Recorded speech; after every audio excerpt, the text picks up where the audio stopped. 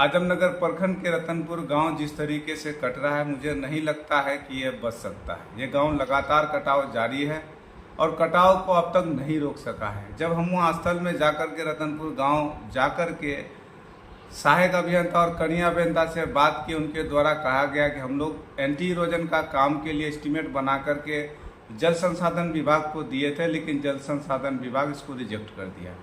उनके द्वारा फिर कहा गया अगर यहाँ का विधायक और सांसद के द्वारा अगर पहल किया होता तो ये एस्टीमेट हमारा रिजेक्ट नहीं होता। अगर रिजेक्ट नहीं होने से फिर यहाँ का दृश्य कुछ और होता है।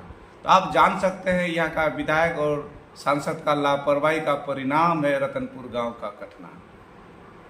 दूसरी बात कि अंचल स्तर पर जब प्रखंड स्तर पर बाढ़ अनुश्रवण समिति की बैठक होती है और बाढ़ से निपटने के लिए सारा उसमें निर्णय लिया जाता है, फिर आज बाढ़ में हमारा तबाही और बाढ़ में हम बेबस क्यों, बाढ़ के सामने हम बेबस क्यों? नाव का नहीं होना, घर का कट जाना, खेती युक्त जमीन का कट जाना, फिर वो बाढ़ अनुश्रवण समिति एक तरीके से दिखावा है। अब जब निपटने के लिए 1.5 महीना पहले बाढ़ अनुश्रवण समिति की बैठक हुआ, बाढ़ बैठक के बाद फिर आपका कोई तैयारी नहीं, हमें मरने के लिए छोड़ दिया जाता है, तो सीओ का कहीं ना कहीं ये सीओ का भी लापरवाही है। दूसरी बात कि कल जो बैठक हुआ जिला स्तरीय बाढ़ अनुश्रवण समिति की बैठक और प्रभारी मंत्री के द्वारा अध्यक्षता में, फिर ये पहले क्यों नहीं हुआ, कल क्यों? अगर पहले होता तो बाढ़ से निपटने के लिए जो प्रभावित क्षेत्र था वहाँ कुछ काम हो सकता था। जहाँ कोई जमीन या घर या सड़क अगर कटने की स्थिति में था तो उसको बचाने के लिए कोई काम, कोई ठोस कदम, कोई निर्णय लिया जा सकता था। लेकिन कल हुआ। कल क्यों हुआ? जो जमीन कटना था, जो घर कटना था, जो बच्चे मरना था, जो बूढ़े मरना था, मर गया।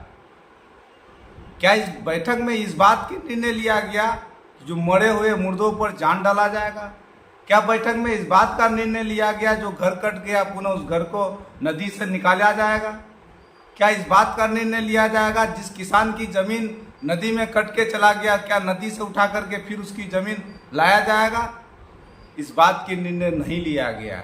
सिर्फ हम लोगों को बेवकूफ़ बनाने के लिए ये बाढ़ अनुश्रवण समिति की बैठक नहीं है, ये मौन अनुश्रवण समिति की बैठक है। फिर एक बात जो प्रभारी मंत्री के द्वारा कहा गया कि हम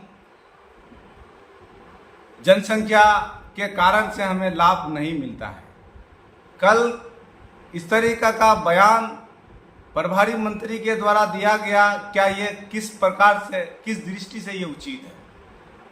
कल इस बयान का देना कहीं ना कहीं जो यहाँ बाढ़ से जो तबाही हुआ है, जो सरकार बाढ़ से बचाने के लिए जो नाकाम है, अपना नाकामी को छुपाने के लिए संख्या नियंत्रण जैसे मुद्दों पर भटकाने की कोशिश, कहीं ना कहीं ये जनहित विरोधी और आमजनों की हितैषी वाली सरकार नहीं है। अपनी नाकामी को छुपाने के लिए इस तरीके का बयान दिया गया है।